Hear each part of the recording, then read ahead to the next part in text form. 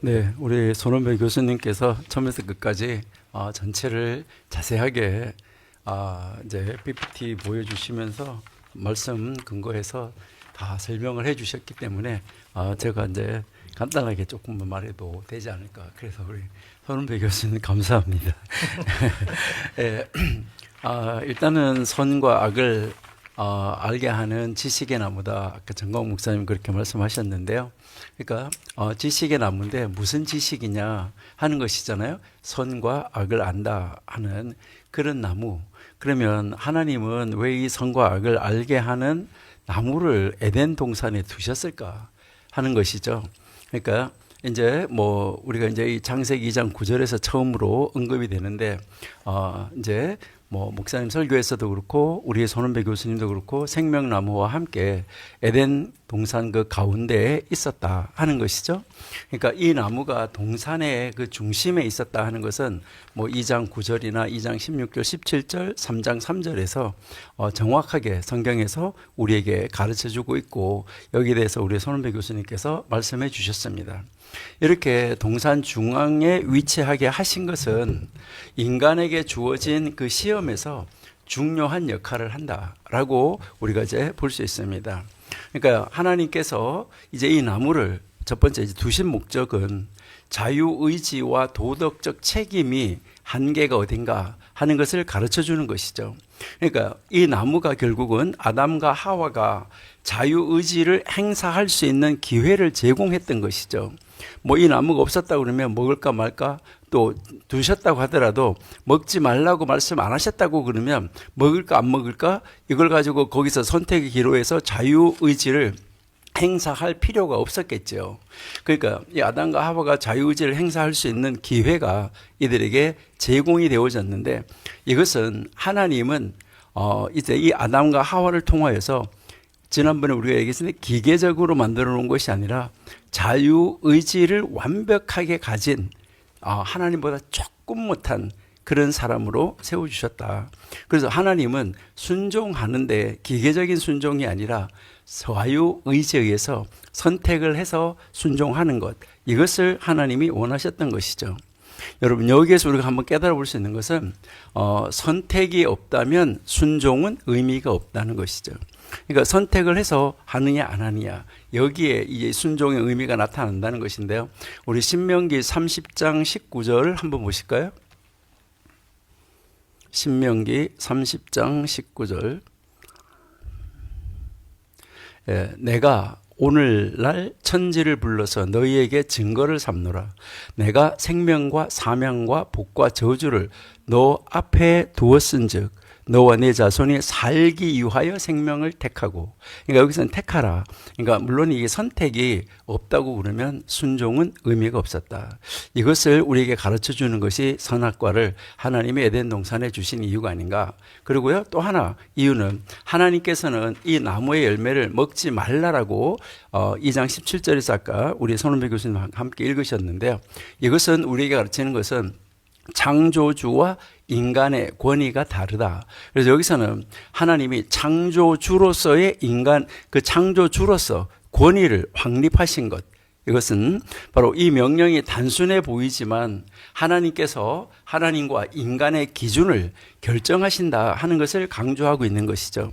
그러니까 여기에서 이 신적 지식과 인간의 한계, 다시 말해서 인간이 스스로 선악을 결정하려고 하는 그런 단계에 떨어지게 될 수 있다. 이제 이것을 우리에게 보여주고 가르쳐 주는 것이죠. 우리가 잘 아는 것처럼 창세기 1장 31절에서 하나님이 창조하신 모든 피조물은 보기에 다 좋았다. 이 좋았다는 것이 선이죠. 그러니까 좋았다. 이렇게 말씀을 하고 있습니다. 그런데 인간이 좋고 나쁜 것을 자기네가 결정하겠다는 것이죠. 이것은 다른 말로 말하면 신뢰의 시험입니다. 그러니까 하나님을 신뢰하느냐 안 하느냐 이것이죠. 그러니까 아담과 하와는 하나님의 지혜를 신뢰해야 했어요. 그리고 하나님의 말씀을 따를 것인지 아니면 스스로 판단하여서 선과 악을 결정할 것인지 이것을 선택해야지만 됐었다 하는 그 자리에 이제 서 있었다는 것이죠. 그렇다고 말하면 이제 이 선과 악을 아는 것의 의미는 무엇일까? 아까 우리 설교 여러분들이 들어서 잘 아시잖아요. 여기에 이제 선과 악을 안다는 것은 우리가 어떻게 생각해 보면 알파와 오메가와 같아. 그러니까 알파 시작, 그 다음에 오메가는 끝 하는데 여기서 선과 악을 이야기할 때 선의 끝, 악의 끝. 그러니까 시작과 종말 이것을 이야기를 하는데 이것은 그러니까 선과 악 그 사이에 있는 모든 것을 아는 총체적 지식. 그러니까 이제 총체적 타락. 이제 정광 목사님께서 이것을 마셨다라고 이렇게 먹은 것을 마셨다. 그래서 마셔서 전체가 다 취했다. 취해서 전체가 다 사단화 되어졌다. 이제 설교에서 그렇게 말씀하시잖아요. 그러니까 정말 우리가 잘 이해할 수 있도록 사단화 됐다는 말을 어떻게 저렇게 표현하실까? 여러분들이 들으면 들을수록 아마 탐복하지 않을까? 그래, 내가 사단에 사로잡혀서 사단화 되어 있구나. 내가 어디까지 사단화 되어 있냐. 이것을 우리가 한번 생각해 볼 수 있다는 것이죠. 그래서 여기에서 이제 이 선악이라고 말하는 이 히브리어 표현은 단순한 지적 인식을 의미하는 것이 아닙니다. 그러니까 성경에서 선악을 안다 하는 것은 이제 도덕적 자율성, 자유의지, 경험적 지식, 그리고 독립적인 판단 능력 이것을 이야기를 하는데 그래서 정광 목사님은 지정의를 가진 독립적 판단 능력이라고 말씀을 하시죠. 그래서 우리 신명기 1장 39절 한번 볼까요? 네, 오직 여분의 39절입니다. 쭉 내려가세요. 또 너희가 사로잡히리라 하던 너희의 아이들과 당일에 선악을 분변치 못하던 너희 자녀들 이렇게 나오죠. 그러니까 선과 악을 아직 알지 못하는 자들 이렇게 되는데 이것은 도덕적 책임이 없는 순수한 상태 이것을 우리에게 가르쳐 줍니다. 그다음에 사무엘하 14장 17절 한번 보실까요? 사무엘하 14장 17절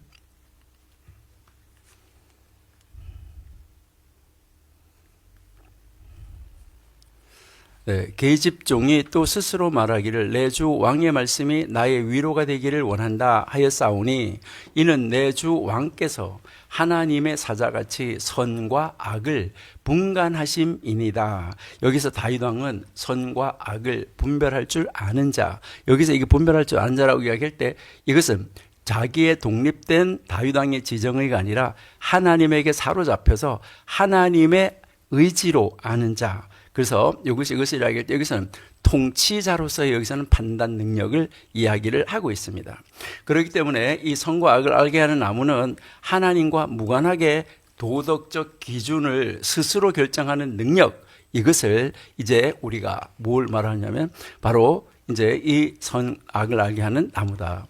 그래서 창세기 3장 5절에서 뱀이 너희가 하나님과 같이 될 것이라 라고 말하면서 인간이 신적 지위를 가지려고 하는 이 유혹 이것과 일맥상통하는 것이죠. 이것을 우리의 정광 목사님께서는 내라는 말을 이제 천사가 타락할 때 아까 우리 손은배 교수님께서 이사야 14장 12절 13절 14절 읽었는데 거기서 13절 14절에 보면 내가 올라 내가 높이리라 내가 앉으리라 내가 올라 또 내가 같아질 것이다 이렇게 해서 내라는 말을 두 절에서 5번씩이나 사용하고 있는 것을 우리가 볼 수 있습니다. 그러니까 자기의 지정의를 가지고 모든 것을 판단하겠다는 것이죠.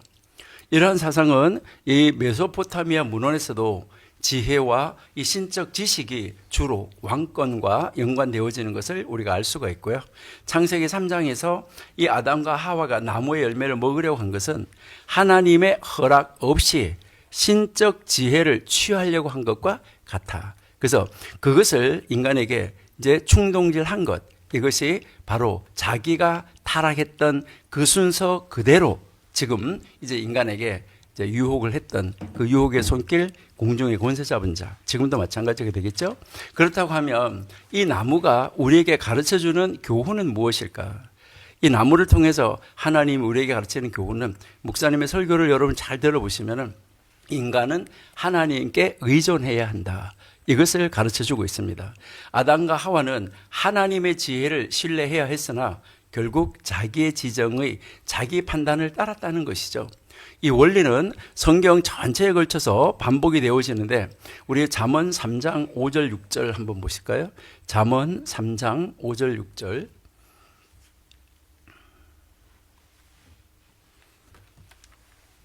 너는 마음을 다하여 여호와를 의뢰하고 내 명철을 의지하지 말라.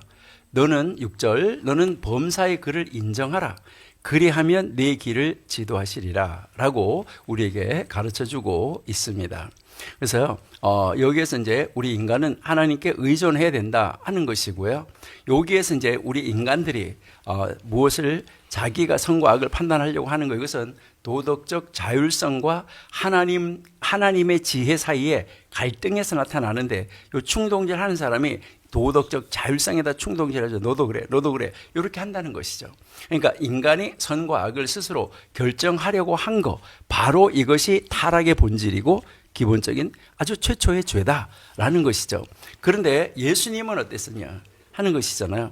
아까 우리 손은배 교수님께서 반납을 해야 되는데 예수님은 어땠었냐. 요한복음 5장 30절, 우리 너무 잘 아는 구절이죠. 그래도 한번 읽어보도록 하겠습니다. 내가 아무것도 스스로 할 수 없노라. 예수님이 하신 말씀인데, 듣는 대로 심판하노니 나는 나의 원대로 하려 하지 않고 나를 보내신 이의 원대로 하려는 고로 내 심판은 의롭다. 이렇게 이야기하고 있죠. 여기에서 이제 이 선과 악을 알게 하는 이 지식의 나무를 먹음으로 말미암아 이제 하나님의 질서를 뒤엎는 결과가 나타났다 하는 것이죠. 우리가 잘 아는 창세기 1장에서의 창조 질서는 하나님, 남자, 여자, 피조물이었습니다. 그러니까 하나님 나오고 아담, 하와, 그 다음에 피조물. 근데 이 창세기 3장에서는 이 질서가 다시 거꾸로 물구나무 섰다는 것이죠. 우리 정광 목사님께서 설교하실 때 역순으로 간다. 타락에서 돌아오려고 하면 역순으로 간다고 말씀하셨는데, 창세기 3장에서 인간의 타락에 보면 창세기 3장에 제일 먼저 뱀이 등장합니다. 그 다음 여자, 그 다음 남자, 그 다음 하나님, 이렇게 뒤집어지는 것을 알 수가 있어요. 그러니까 원래 질서를 반대 질서로 뒤집어 놓는 거, 이것을 우리가 볼 수 있다 하는 것이죠. 그러니까 이것을 다시 하나님 앞으로 돌려놓는 이런 자리로 우리가 돌아가는 것, 이것이 지정의를 반납하는 것이다 라고 우리가 볼 수가 있는 것이죠. 그러니까 창세기 3장에서 이제 그 죄가 들어오면서부터 바로 뱀, 사탄, 이 피조물이 여자를 이제 유혹을 한다, 하와를. 그 다음에 이 하와가 남자, 아담에게 줬어요. 이렇게 하고 그 다음에 이제 하나님 나오게 되는데, 여기에서 이 사단이 먼저 여자를 유혹한 것이죠. 남자에게 선악과를 주었죠. 그 후에 하나님께서 이를 심판하시는 과정이 나오는 거예요. 완전히 물구나무 서고 거꾸로 된 것을 우리가 알 수가 있습니다. 원래 하나님이 주도하시던 질서가 이제 이 피조물 뱀에서 시작이 되어서 하나님께 도전하는 형태로 바꿔지게 됐다 하는 것이죠. 그러니까 결국 이 구문은 죄가 들어오면서 하나님의 창조 질서가 어그러졌다. 그러니까 그리고 원래 하나님이 주권을 가지시고 인간이 하나님의 질서 안에서 살아가야 하는데, 죄는 인간이 하나님을 떠나고 피조물이 바로 공중의 권세 잡은 자, 아까 우리 손은배 교수님께서 말씀하셨잖아요. 우리는 지금 영적인 세계, 물질 세계 같이 존재하고 있다고요. 그래서 피조물이 인간을 지배하려고 하는 이런 흐름을 만들어내게 됐다. 그러니까 결국 이제 이 선악을 알게 하는 나무의 열매를 먹는다는 것은 본질이 하나님의 질서를 거스르는 것이다 하는 것을 설명하는 것이죠. 그래서 이것은 이제 우리가 하나님을 믿는 이 기독교적 세계관에서도 아주 중요한 원리로 떠오르게 되는 것이죠. 인간이 하나님의 질서를 따를 때 질서와 조화가 유지되지만 죄가 개입할 때 모든 것이 뒤집히고 혼란이 온다. 지금 강화문에도 뭐 다른 사람들이 누가 어떻게 하고 누가 어떻게 하고, 여기에서 이것이 다 무엇 때문입니까? 내가 높아지려고 하는 거. 이게 이제 정말 아까 우리 손은배 교수님께서 악의 회가 있다, 위가 있다 이렇게 이야기하셨는데, 하나님의 영이 역사하는 곳에는 물론 악한 영도 함께 역사하겠죠. 그렇다고 하면 우리는 오늘날 어떻게 해야 될까? 이제 지정의를 반납하고 하나님의 지혜에 온전히 의존해야 된다. 그러니까 우리는 삶의 선택에서 하나님의 뜻을 구해야 하고 스스로의 판단만을 의지해서는 안 된다. 야고보서 1장 5절에서 지혜가 부족할 때 하나님께 구하라고 말씀을 하셨어요. 이 우리가 살아가고 있는 현대 시대는 도덕도 상대주의적입니다. 현대 사회에서 윤리적 기준이 절대적이 아니라 상대적이라는 것이죠. 그런데 성경은 절대적 도덕적 기준을 하나님께 두어야 된다라고 가르쳐주고 있습니다. 그리고 성경이 가르치는 것은 이제 이 선악을 알게 하는 나무를 통해서 배경을 통해서 우리에게 주려고 하는 메시지는 잠언 9장 10절에서처럼 여호와를 경외하는 것이 지혜의 근본이다. 참된 지혜는 순종에서 온다. 인간의 지혜는 하나님의 법을 따를 때 참된 의미가 있다. 그러나 그것이 스스로 자유의지로 따라야 된다는 것이죠. 그러면 이것을 우리 인간이 스스로가 할 수 있느냐? 우리 정광 목사님이 설교하실 때 말씀하신 대로 전혀 안 된다. 아까 우리 손은배 교수님이 다 하시려고 하시다가 시간이 없어서 못 하신다는데 다음번에 기대를 하고요.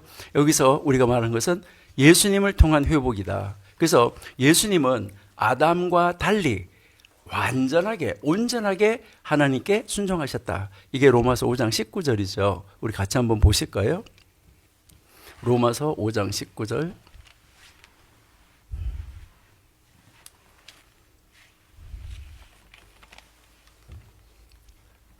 네, 한 사람의 순종치 아니함으로 많은 사람이 죄인 된 것 같이 한 사람의 순종하심으로 많은 사람이 의인이 되리라 라고 이제 말씀하는 것이죠.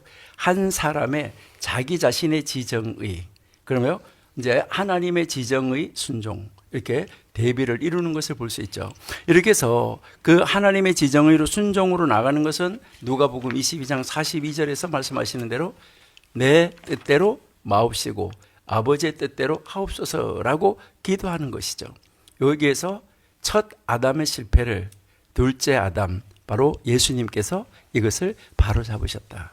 그러니까 그 바로잡으신 예수님을 받아들이고 예수님을 믿는다는 것, 이것이 생명나무의 열매를 먹는 것이라고 정광 목사님께서 말씀하시죠. 그래서 우리가 다음 주에 생명나무에 대해서도 공부를 할 것인데요. 그러니까 우리는 이제 이 선과 악을 알게 하는 나무는 단순한 지식의 문제가 아니라 하나님의 지혜를 신뢰할 것인지, 아니면 인간이 스스로 자기의 지정을 가지고 도덕적 기준을 정하여서 그것을 가지고 자기가 스스로 판단할 것인지, 이것을 가르쳐주고 있다는 것이죠.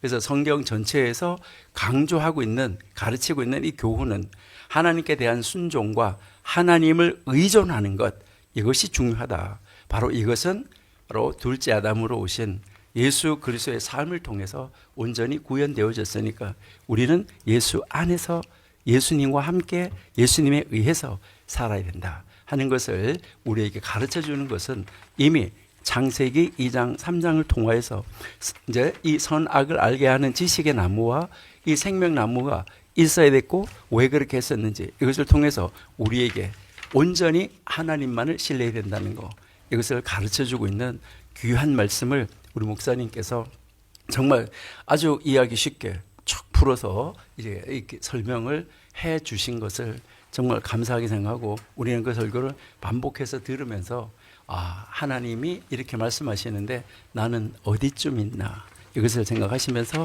우리 모두는 우리의 지정의를 온전하게 반납하고 하나님의 지정의에 의해서 판단하고 살아가는 우리가 되면 참 좋겠습니다. 감사합니다.